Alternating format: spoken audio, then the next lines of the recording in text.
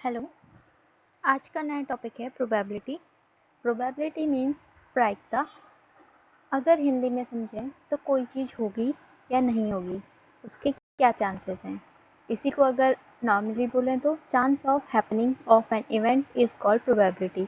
यानी कोई इवेंट यानी कोई भी चीज़ जो हमारे आसपास हो रही है डेली लाइफ में, कोई भी इवेंट में कोई भी चीज़ ले सकते हैं जो अगर हो रही है या नहीं हो रही है उसके चांसेस बताएगा हमारा प्रोबेबिलिटी।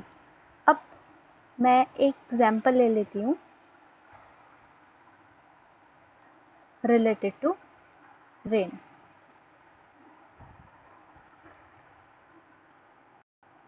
अब ये देखना है कि इस वक्त बारिश होगी या नहीं होगी। मेरे पास दो ऑप्शन है, या तो होगी यस या फिर नहीं होगी नो। तो ओवरऑल कितने इवेंट्स मिल गए मुझे? दो। मैंने एक्सपेरिमेंट किया कि बारिश होगी या नहीं होगी, मुझे मिले आंसर दो, या तो होगी या फिर नहीं होगी। तो होने की प्रोबेबिलिटी क्या है? ये है 1/2। और नहीं होने की प्रोबेबिलिटी क्या है? ये भी है 1/2। इसे हम फॉर्मूले से समझ लेंगे ताकि ये और इजी हो जाए हमारी। फॉर्मूले में जाने से पहले एक दो एग्जांपल और ले लेते हैं। जैसे क्वेश्चन है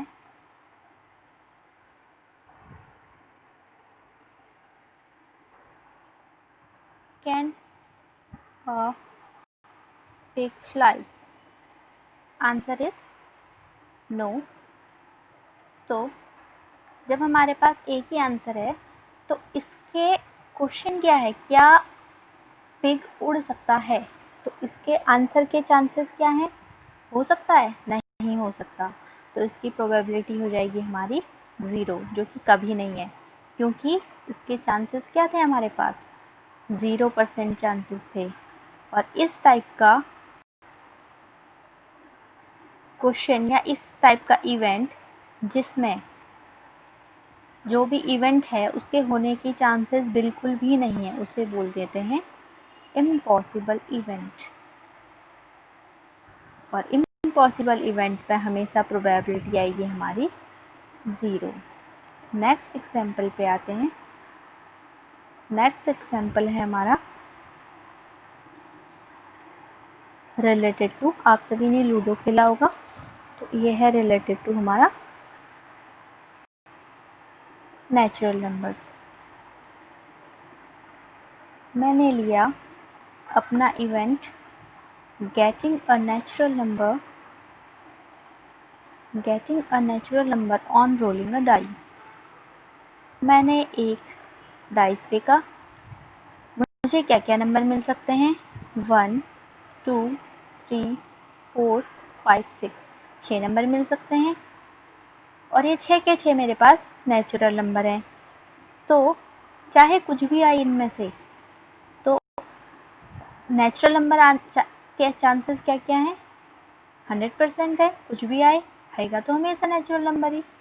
तो जब 100% चांसेस हो गई तो इसकी प्रोबेबिलिटी क्या हो गई? 1। मैक्सिमम 1 तक जाती है प्रोबेबिलिटी। और इस टाइप का इवेंट जो हमें पता है हमेशा होगा, इसे बोलते हैं हम सर्टेन इवेंट। वो इवेंट जो कभी नहीं होगा, इम्पॉसिबल इवेंट। और वो इवेंट जो हमेशा होगा, सर्टेन इवेंट। इसकी प्रोबेबिलिटी होती है हमेशा 1। तो हम आगे देखते हैं। यहाँ से हमें पता चला कि probability of every event lie between 0 to 1। यानी मिनिमम हमारी 0 हो सकती है और मैक्सिमम 1। अगर हमारी 0 हो गई दैट मीन्स सर्टेन इवेंट, जैसा पहले पता चला। और 0 होगी तो इम्पॉसिबल इवेंट, और 1 हो गया तो सर्टेन इवेंट। और इसके बीच का कुछ भी हो सकता है, डेसिमल के फॉर्म में या फ्रैक्शन के फॉर्म में। हमारा फॉर्मूला बनता है probability equals number of favourable events upon number of total events. यानी कोई भी हम एक्सपेरिमेंट करते हैं उसमें जितने भी इवेंट्स बनते हैं, यानी जितने भी चीज़ें होने के चांसेस हैं वो और न्यूमरेटर में आ जाएगा जो भी हम निकालना चाहते हैं इनमें से। जैसे अगर मैं डाइस की बात करूं, एक एग्जांपल ले लेते हैं हम।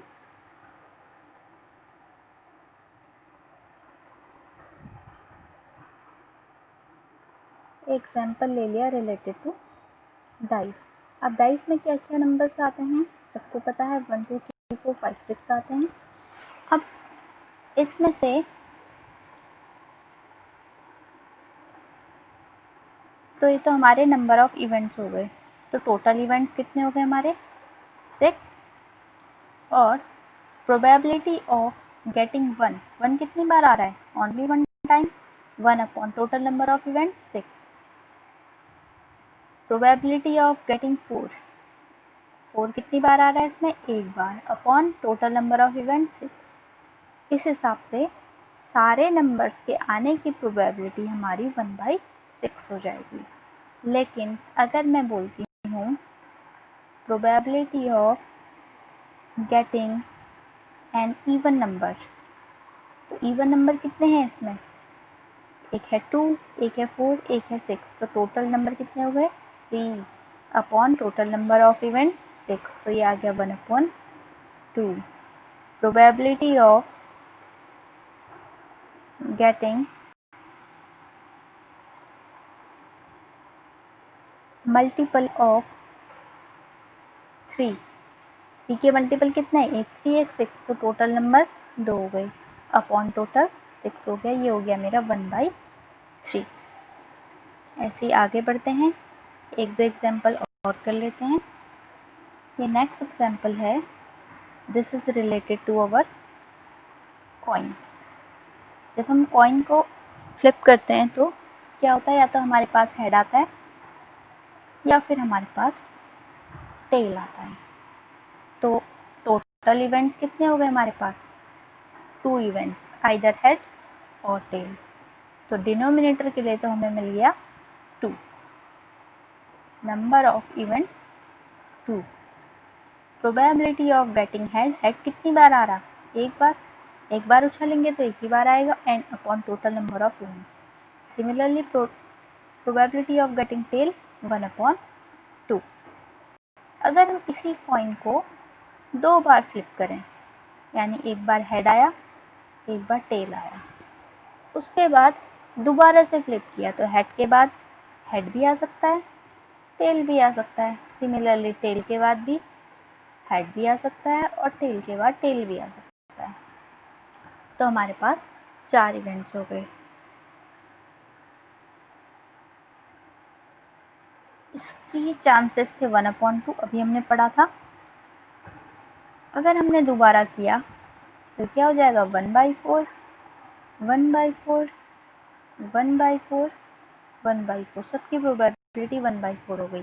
कैसे आई, हाफ इसका और हाफ इसका, यानी 1/2 इंटू, यानी हो गया 1/2, तो पहले वाले एच की और दोबारा भी एच आने की चांसेस 1/2, यानी एक एच और एक एच ले लिया, दोनों को मल्टीप्लाई कर दिया।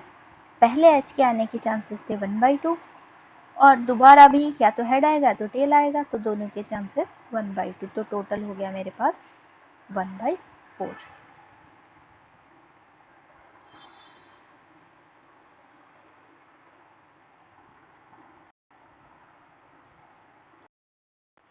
हम बात करते हैं टाइप्स ऑफ इवेंट्स की।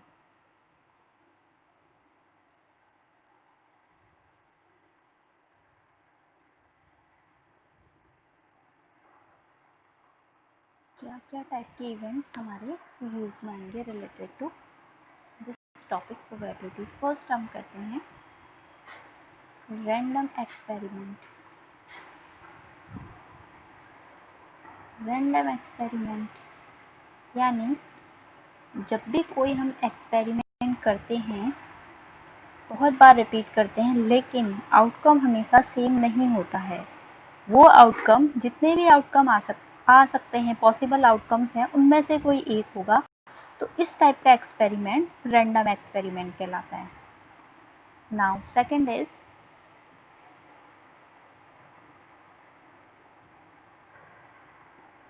इवेंट। इवेंट वही है जब हमने कोई एक्सपेरिमेंट किया, रैंडम एक्सपेरिमेंट किया, रैंडम एक्सपेरिमेंट से हमारे पास आउटकम्स आए, जो भी आउटकम्स हैं, every outcome is called event. every outcome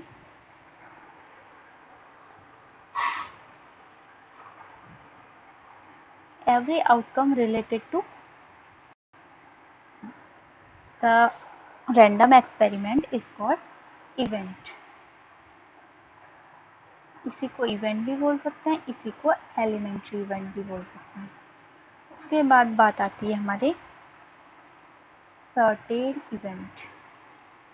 जैसे कि पहले हमने थोड़ा बहुत पढ़ा था, वो इवेंट जिसके होने के चांसेस 100% हैं, जो होगा ही होगा, वो हो गया हमारा सर्टेन इवेंट। इसकी प्रोबेबिलिटी हमेशा 1 होती है। जैसे एग्जांपल दिया मैंने, getting a natural number on rolling a die. 1 से 6 तक के हमारे पास नंबर आएंगे और हमेशा 1 आए चाहे 2 आए चाहे 6 आए, हर नंबर एक नेचुरल नंबर है, इसलिए हमें हमेशा ही रोल को डाइस को रोल करने पे हमेशा एक नेचुरल नंबर मिलेगा। Next is impossible event. Impossible event का मतलब जो पॉसिबल नहीं है, यानी जिसके होने के चांसेस क्या होंगे 0%। और अगर 0% है चांसेस तो प्रोबेबिलिटी भी क्या हो जाएगी 0। Next point is sample space. Sample space क्या है? ये है हमारा collection of all outcomes related to the given experiment. जो भी हमने एक्सपेरिमेंट किया उसमें से जितने भी सारे आउटकम्स निकल सकते हैं, जो जो भी चीज़ें हमें मिल सकती हैं, उन सबको हमने कलेक्ट कर लिया, वो बन गया हमारा सैंपल स्पेस। उसके बाद नेक्स्ट है हमारा कंपाउंड इवेंट। कंपाउंड इवेंट क्या होता है? ये है हम 2 या 2 से ज़्यादा एलिमेंट्री इवेंट्स ले लेंगे, उनका डिसजॉइंट यूनियन ऑफ 2 और मोर एलिमेंट्री इवेंट्स। अब डिसजॉइंट का मतलब क्या होता है? डिसजॉइंट वो होते हैं जिनका इंटरसेक्शन 5 होता है, मीन उनके बीच में कुछ भी चीज कॉमन नहीं होगी, दैट आर कॉल्ड डिसजॉइंट। और यूनियन आपको पता ही है, सब कुछ मिक्सअप करके एक नया कलेक्शन बना लेते हैं हम।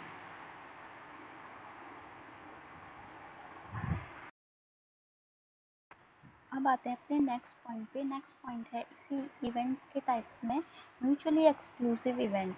यानी अगर हम 2 या 2 से ज़्यादा इवेंट्स लेते हैं तो एक अगर हो गया तो वो दूसरे को नहीं होने देगा, यानी occurrence of one of them prevents the occurrence of all the others. Means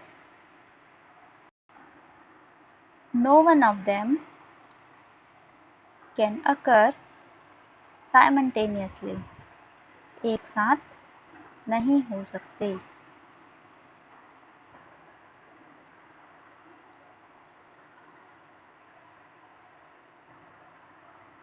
in the same trail. अगर हम एक बार कोई चीज कर रहे हैं तो वो 2 चीजें एक साथ नहीं हो सकती। जैसे मैं इससे रिलेटेड एग्जांपल लेती हूँ, थ्रोइंग अ डाइस 1 टाइम। एक बार अगर हम डाइस गिराते हैं तो क्या होता है? ये तो मेरा सैंपल स्पेस से रिलेटेड है, तो इसमें सैंपल स्पेस क्या क्या आता है? 1 2 3 4 5 6। मैंने क्या बोला था? सैंपल स्पेस क्या होता है? जितने भी हमारे आउटकम आते हैं किसी भी एक्सपेरिमेंट से रिलेटेड, तो वो सारे उनका कलेक्शन बना दो तो वो बन जाता है हमारा सैंपल स्पेस। अब मैं इसमें इवेंट्स मान रही हूँ, ए मैंने इवेंट मान लिया हैविंग एन इवन नंबर। इसमें सारे इवन नंबर आएंगे, यानी क्या सेट बन गया 2 4 6। एक इवेंट बी मान लिया एन ऑड नंबर, तो बी में क्या क्या हो गए? ये हो गए 1 3 5। अब हम देखते हैं क्या अगर मैं डाइस फेंकूंगी तो क्या ए इवेंट और बी इवेंट एक साथ हो सकते हैं? डाइस में एक बार में एक ही नंबर तो आएगा, या तो वो इवन होगा या ऑड होगा। अगर इवन होगा तो वो ऑड नहीं होगा, ऑड होगा तो वो इवन नहीं होगा। तो इस टाइप से अगर इवेंट्स दो मिलते हैं तो हम कह सकते हैं A and B are mutually exclusive events। और उससे भी बड़ी चीज, साथ में दोनों का इंटरसेक्शन हमारा 5 होना चाहिए, यानी दे शुड बी डिसजॉइंट। एक और इसी से रिलेटेड ले लेते हैं। हमने डाइस फेंका, उसके बाद सी हमने बना लिया an odd number, getting an odd number 1 3 5, और डी बना लिया हमने लेस देन 4। तो क्या आ गए 1 2 3। तो हम देख रहे हैं ए इंटरसेक्शन बी क्या आ रहा हमारा 1 and 3 which is not equal 5। यानी अगर हम एक नंबर 3 ले लेते हैं तो वो सी के अकॉर्ड सी इवेंट को भी डिनोट कर रहा है और डी इवेंट को भी डिनोट कर रहा है।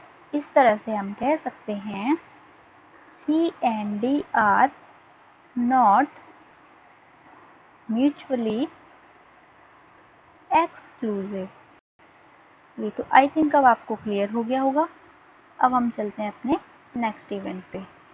नेक्स्ट इवेंट है हमारा एग्जॉस्टिव इवेंट। नेक्स्ट है एग्जॉस्टिव इवेंट। कोई भी दो या दो से ज़्यादा इवेंट्स को हम एग्जॉस्टिव इवेंट तब कहेंगे if their sum no sorry if their not sum if their union is a sample space. अगर हम उनका यूनियन निकालें तो वो एक सैंपल स्पेस बन जाना चाहिए।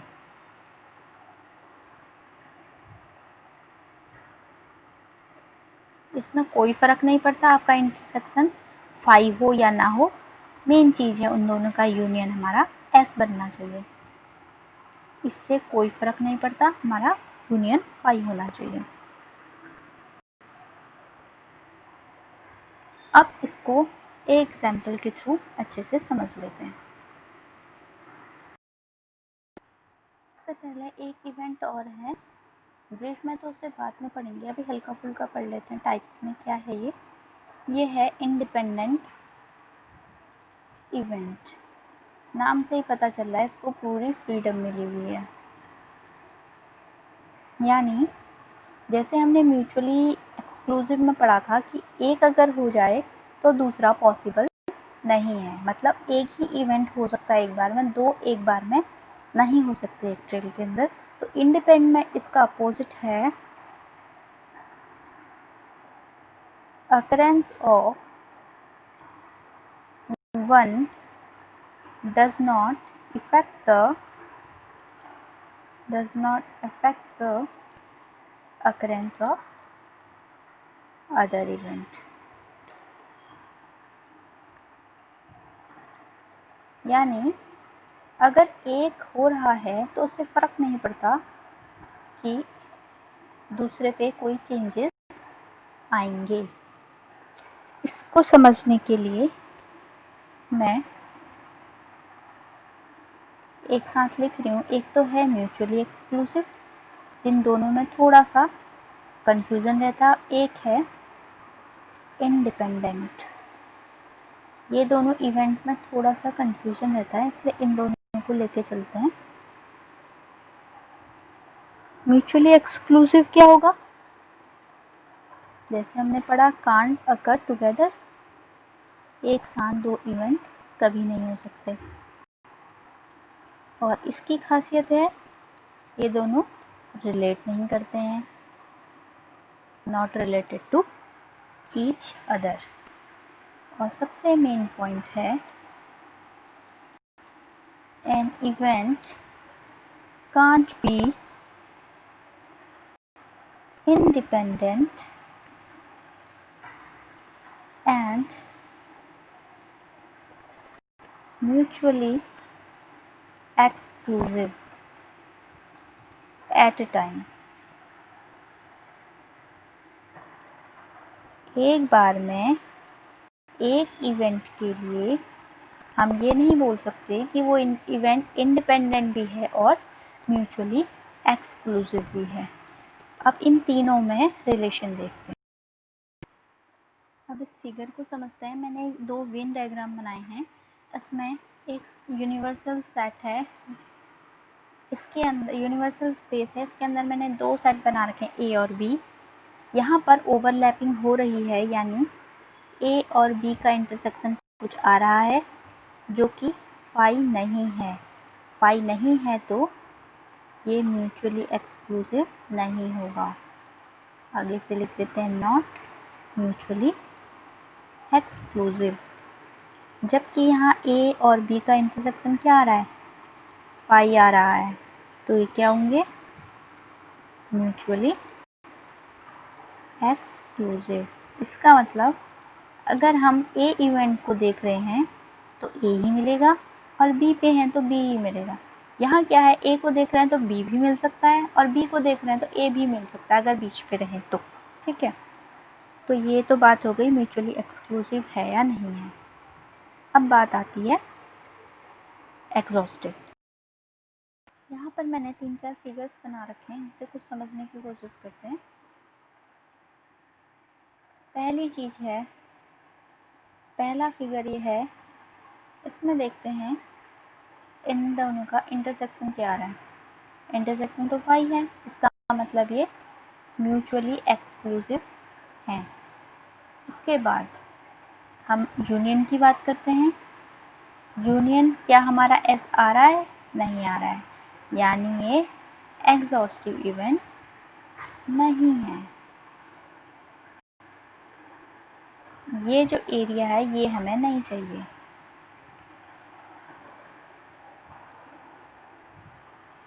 तो ये हो गया non exhaustive event, mutually exclusive but non exhaustive. Now come to second. Second है ए यूनियन भी हमारा एस बना रहा है, क्योंकि गैपिंग कहीं भी नहीं है, दोनों मिलके पूरा एक सैंपल स्पेस बना रहे हैं और दोनों का इंटरसेक्शन फाई है, तो ये म्यूचुअली एक्सक्लूसिव भी है एंड एग्जॉस्टिव भी है। Second, A union B S है। ये फिगर्स इसलिए बनाए हैं ताकि ये पता चल सके ए और बी एक जैसे हों, ये ज़रूरी नहीं है, कोई एक छोटा भी हो सकता है, कोई एक बड़ा भी हो सकता है। मेन चीज़ है दोनों का यूनियन एस बनेगा तो एग्जॉस्टिव होगा, और दोनों का इंटरसेक्शन अगर फाई होगा तो म्यूचुअली एक्सक्लूसिव होगा। Same in last, A union B हमारा हो गया एस सैंपल स्पेस और ए इंटरसेक्शन भी हमारा बन रहा है फाई, इसलिए ये दोनों हमारे, ये लास्ट के 3 है हमारे म्यूचुअली एक्सक्लूसिव एंड एग्जॉस्टिव। इसका मतलब कोई इवेंट हमारा म्यूचुअली एक्सक्लूसिव और एग्जॉस्टिव दोनों एक साथ हो सकता है। नेक्स्ट है हमारा फेवरेबल एलिमेंट्री इवेंट्स। अगर कोई हमारा एस हमने ले लिया, एस है हमारा एक सैंपल स्पेस, हमने एक्सपेरिमेंट किया, जितने आउटकम्स मिले उनका कलेक्शन बना के हमने बना दिया एक सैंपल स्पेस।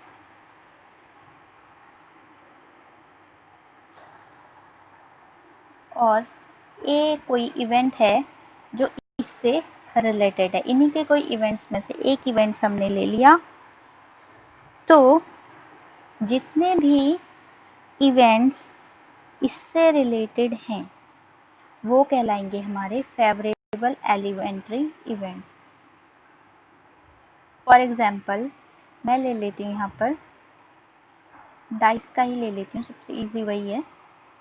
डाइस के जितने भी आउटकम्स आते हैं डाइस से, ये हो गया मेरा sample space S.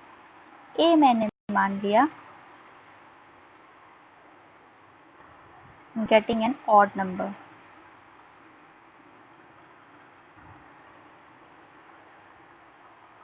Getting an odd number, तो ए आ गया मेरा 1, 3, 5, यानी जितने एलिमेंट्स इस ए को बिलोंग करते हैं ये सारे मेरे कहलाएंगे फेवरेबल एलिमेंट्री इवेंट्स। अब इसकी प्रोबेबिलिटी निकालते हैं। Probability of getting event A. अगर मेरे पास नंबर ऑफ एलिमेंट्स इन ए है m और टोटल नंबर ऑफ एलिमेंट्स है मेरे पास, नंबर ऑफ एलिमेंट्स ये हैं n, ये आ गया मेरे पास टोटल नंबर ऑफ एलिमेंट्स। अगर नंबर ऑफ एलिमेंट्स फेवरेबल तो है मेरे पास m, लेकिन टोटल सैंपल स्पेस में है मेरे पास n, तो ये क्या हो जाएगा, favourable number of elements upon total number of elements. ये तो हो गया मेरा m अपॉन n, क्योंकि मेरा फॉर्मूला क्या होता है, favourable elements upon total number of elements. इस फॉर्मूले के अकॉर्डिंग तो ये आ गया। और PA इक्वल्स 1 कब होता है, अगर वो सर्टेन इवेंट होगा, और PA इक्वल 0 कब हो जाएगा, जब वो इम्पॉसिबल इवेंट होगा।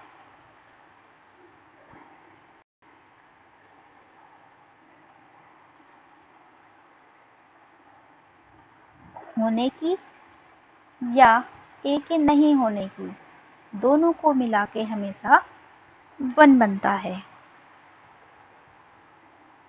अगर 0 हो गया तो इम्पॉसिबल इवेंट। दोनों को ऐड करके getting an odd number, not getting an odd number, दोनों की प्रोबेबिलिटी ऐड करके 1 आ जाएगा। इधर से कुछ फॉर्मूले निकालते हैं।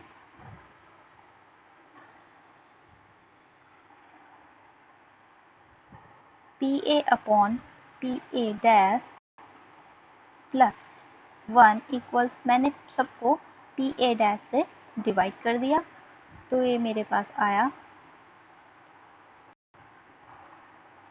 1 upon PA dash equals to 1 minus PA dash upon PA dash. इसको निकाल लेते हैं हम साइड में। अगर 1 PA की वैल्यू क्या है मेरे पास, m अपॉन n, तो 1 माइनस PA डैश कितना हो जाएगा, m अपॉन n। तो यहाँ से PA डैश क्या हो जाएगा, 1 माइनस m ओवर n, यानी n minus m over n। Values put कर देते हैं। 1 माइनस PA हो गया m upon n overall n minus m upon n। Solve करेंगे हो जाएगा m upon n minus m। Similarly we can find out PA dash upon PA. It's for you. Now next. अब करते हैं कुछ questions. Starting के question है, अभी एक्सरसाइज पे नहीं जा रहे हैं, फिर एनसीईआरटी के क्वेश्चन सॉल्व करेंगे। अभी है 12 balls are distributed among 3 boxes, यानी हमारे पास टोटल नंबर ऑफ बॉल्स कितनी हैं, 12, और बॉक्सेस कितने हैं, 3 boxes. Find the probability that first box will contain 3 balls, यानी 3 बॉक्स हैं। ये बोलना है कि पहले वाले में 3 चले जाएंगी, बाद की 9 का कोई फर्क नहीं पड़ता, कहीं भी चले जाएं। तो पहले तो नंबर ऑफ वेज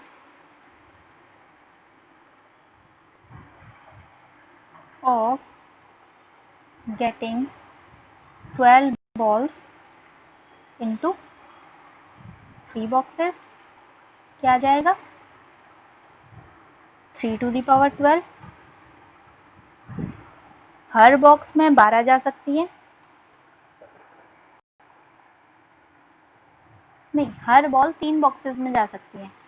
तो इस बॉक्स में कितनी जाएंगी, हर बॉल के लिए चांसेस कितने हैं, वो किसी भी 3 में जा सकती है। इसके लिए भी 12, उसके लिए भी 12, उसके लिए भी 12, तो हर के लिए 3-3 ऑप्शन है। पहली बॉल गई, इसमें भी बैठ सकती है, इसमें भी बैठ सकती है, इसमें भी बैठ सकती है। 3 इंटू दूसरी बॉल भी किसी में भी बैठ सकती है, तीसरी बॉल भी किसी में बैठ, ऐसे बैठते बैठते 12 बॉल हैं, किसी में भी बैठ सकते हैं। तो 3 टू द पावर 12 हो गया। यहाँ पर हमें कभी परमुटेशन लगाना पड़ेगा, कभी कॉम्बिनेशन। मैक्सिमम टाइम कॉम्बिनेशन का यूज होगा। तो अगर आपको कॉम्बिनेशन परमुटेशन नहीं पता तो थोड़ा रिकॉल कर लेना। अब 12 बॉलों में से हमें कितनी चूज करनी है? 3 बॉल्स चूज करनी है। किसके लिए? फर्स्ट बॉक्स के लिए 3 balls can be chosen in 12 में से 3 बॉलें चुननी है। तो 12C3 तरीके हो गए। अब रिमेनिंग कितनी बची? 9 balls। Remaining 9 balls which can be put into 2 boxes in remaining कितनी हो गई? 2 बॉक्सेस और बॉलें कितनी हैं? 9। तो तरीके हो गए 2 टू द पावर 9, क्योंकि हर बॉल के लिए 2 ऑप्शन अभी भी बचे हुए हैं। तो रिक्वायर्ड प्रोबेबिलिटी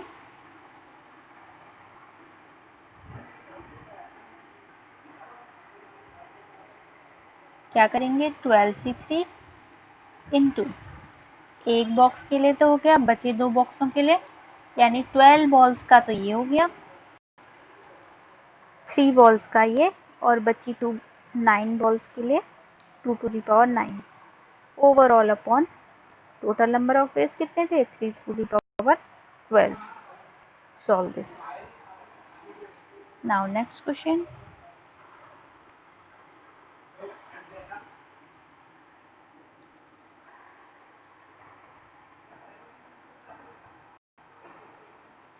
नेक्स्ट क्वेश्चन है find the probability that birthdays of 6 different persons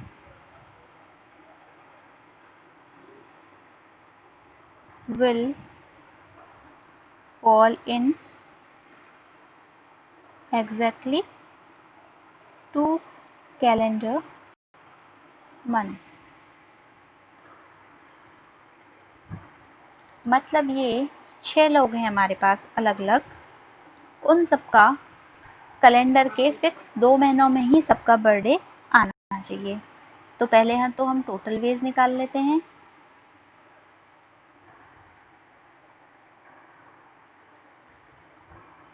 total number of ways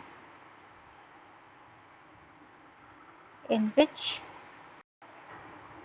6 persons have their birthday। तो कितना आ जाएगा?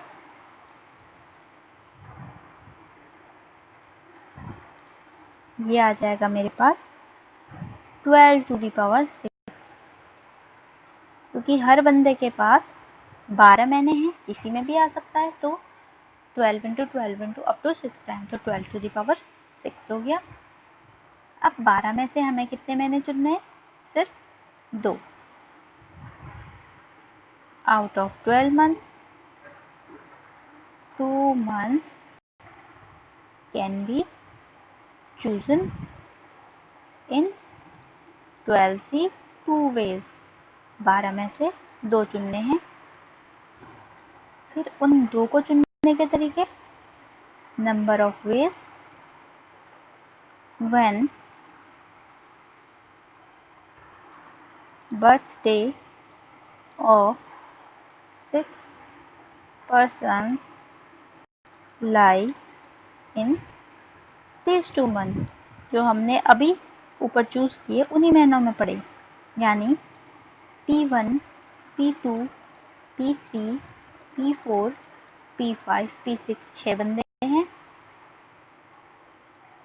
अब 6 बंदों के लिए 2 महीने हैं यहाँ पर सिर्फ।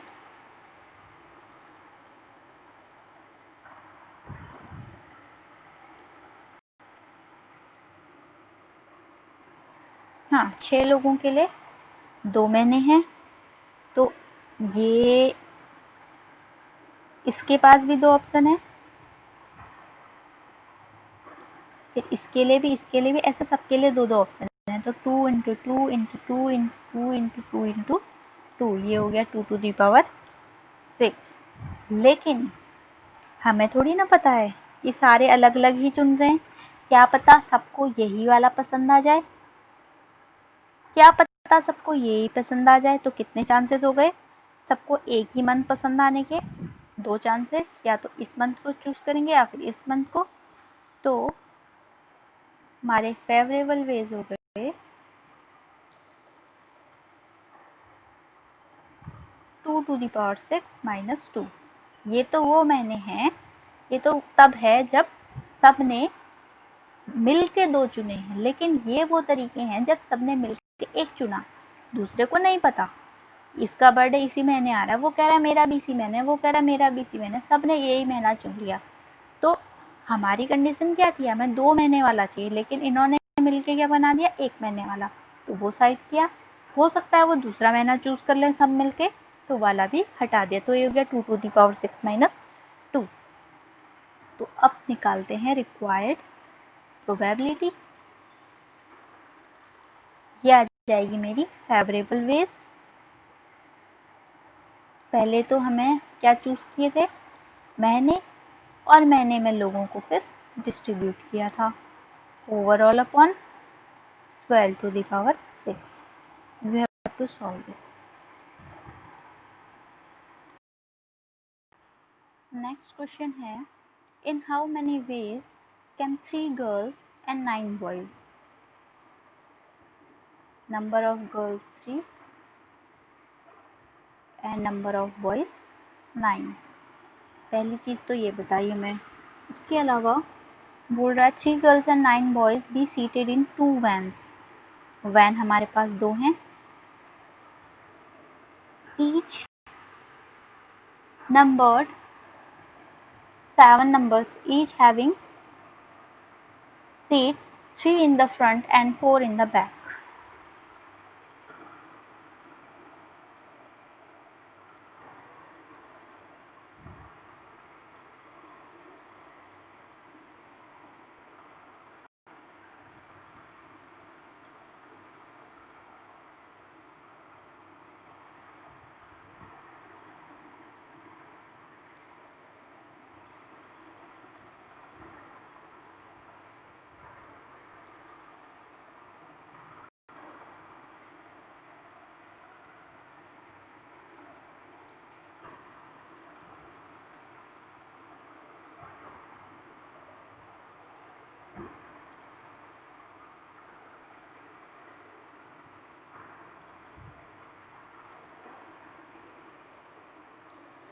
चार सीट इधर हो गई, 3 सीट ऊपर भी बना देते हैं।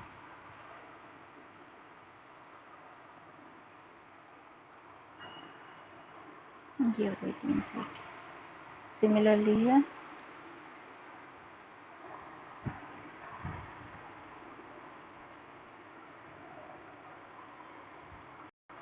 एक, 2, 3, 4, इधर फिर गड़बड़ हो गई, 2, 3, ये हो गई।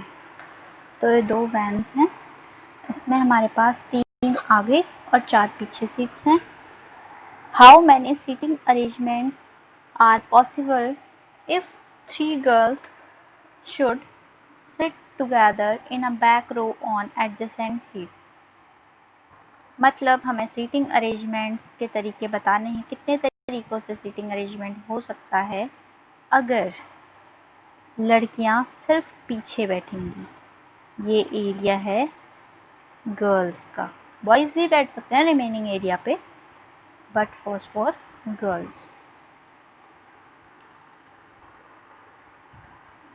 तो पहले हम नंबर ऑफ सीटिंग अरेंजमेंट्स निकाल लेते हैं।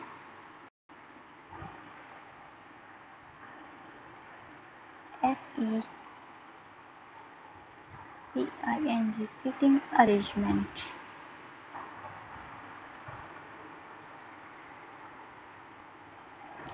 कितनी सीट्स हैं? 14। कितनी चूज करनी है? 12। और 12 बच्चे 12 तरीके से बैठ सकते हैं।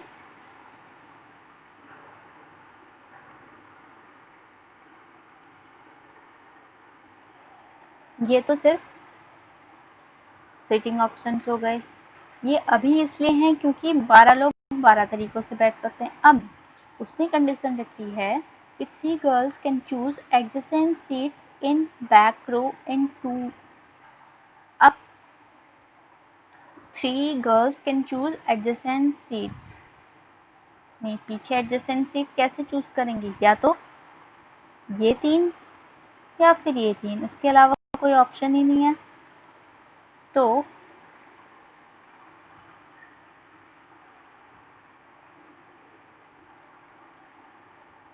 number of ways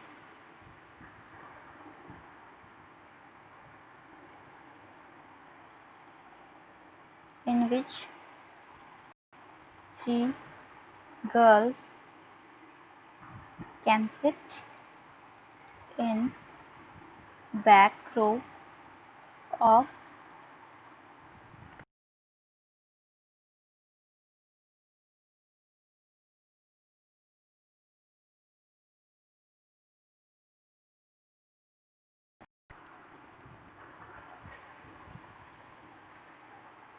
one van।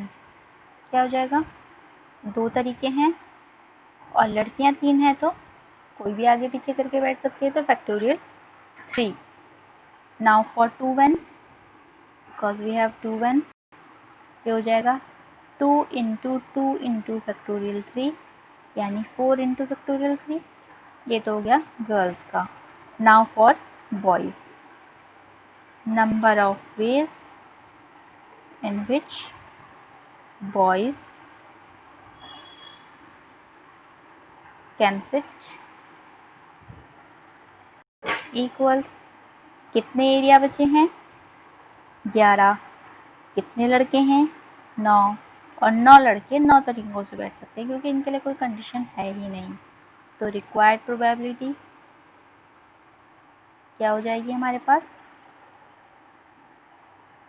लड़कियों के बैठने के तरीके इनटू लड़कों के बैठने के तरीके overall total number of veg, 14 से 12 into factorial 12। Solve this yourself.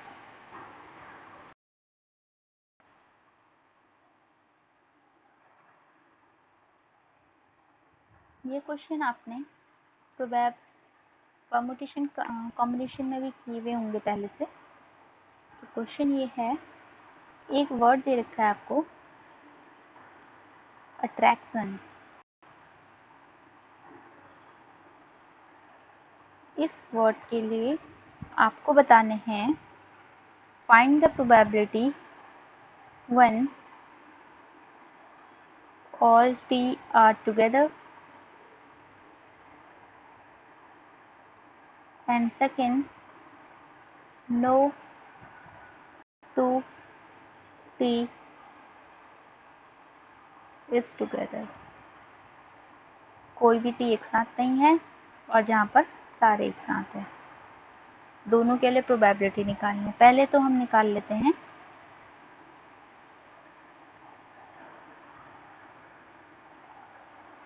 Total number of veg.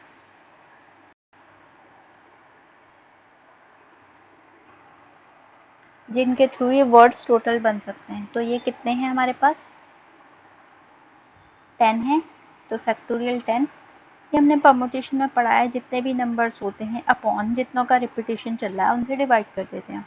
तो t 3 बार रिपीट हो रहा है, a 2 बार रिपीट हो रहा है। अब बात आती है फर्स्ट पार्ट की, when all t occur together। 2 t एक साथ आ रहे हैं तो बचे हुए रिमेनिंग टर्म कितने हो गए हमारे पास? तो 3 t को हम 1 t एज 1 t कंसीडर करेंगे एज अ वन लेटर। तो इसको हमने एक अल्फ़ाबेट मान लिया 3T को, तो रिमेनिंग टर्म्स कितने बचे हमारे पास? 8। वैसे 7 बचे, बस 3T वाले एक टर्म को और ऐड किया तो 8 हो गए। तो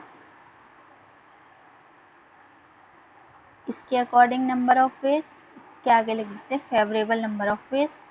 ये हो गया हमारे पास फैक्टोरियल 8 अपॉन, अब सिर्फ 8 रिपीट हो रहा है तो 8 2 टाइम्स रिपीट हो रहा है, फैक्टोरियल 8 अपॉन फैक्टोरियल 2।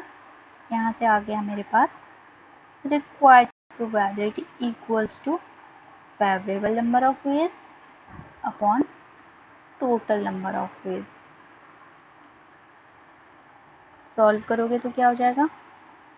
फैक्टोरियल 2 तो कैंसिल हो गया, ये आ गया factorial 8 upon factorial 10 into factorial 3, तो ये आ गया 3 इंटू 2 अपॉन 10 इंटू 9, 3 3 ज़ा 9, 2 5 ज़ा 10, ये हो गया 1 upon 15। Now next question. Next part था इसका, जब कोई भी टी एक साथ नहीं है तो अगर हम सारे टी हटा दें अट्रैक्शन में से तो कितने वर्ड्स बचे हमारे पास? 7। तो मैं 7 स्पेस बना रही हूँ, 1 2 3 4 5 6 7, 7 ये हो गए। तो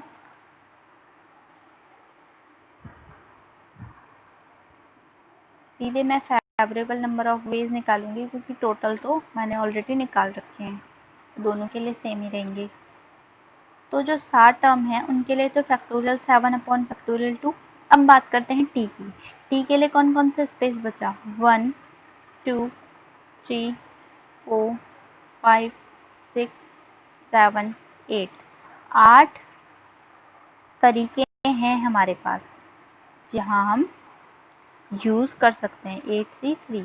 8 तरीकों में से 8 जगह ऐसी हैं जहाँ पर हम टी को पुट कर सकते हैं, उनमें से हमें 3 जगह चूज़ करनी है, तो निकाल लेते हैं। रिक्वायर्ड प्रोबेबिलिटी ये आ जाएगी मेरी into 8C3 upon factorial 10 upon factorial 3 factorial 2।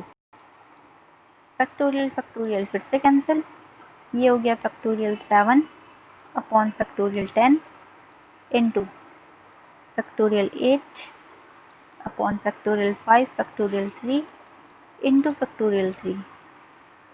और सॉल्व करते हैं, 1 अपॉन 10 9 8 इंटू 8 7 6, तो ये आ गया मेरा 8 से 8 कैंसिल, 3 5 3, ये आ गया मेरा 7 अपॉन 15।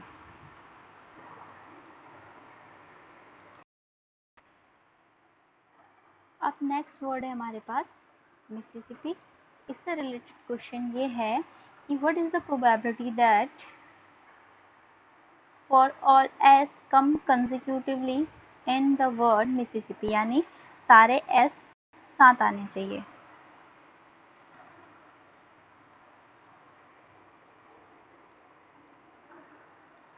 ये है हमारी कंडीशन। तो पहले तो हम टोटल नंबर ऑफ वेज निकाल लेते हैं। ये क्या हो जाएगा हमारा? टोटल वर्ड्स है हमारे पास 11 फैक्टोरियल 11 अपॉन, अब देखते हैं क्या क्या रिपीटेड है। एक तो एस उसने बता दिया, 4 बार है एस, और आई 4 बार है, पी 2 बार है, इसको सॉल्व कर लेंगे। अब जो 4 एस हैं उसको हम एक मान के चलते हैं। पहले तो 11 से हमने 4 माइनस कर दिया, 7 हो गया, और इन चारों एस को हमने एक माना तो 7 + 1 8। तो यहाँ पर हमारा फेवरेबल नंबर ऑफ वेज निकालते हैं।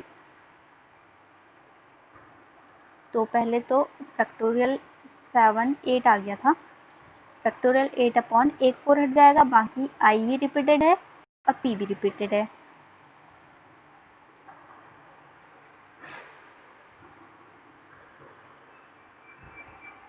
तो इसको आने के तरीके ये हो गए।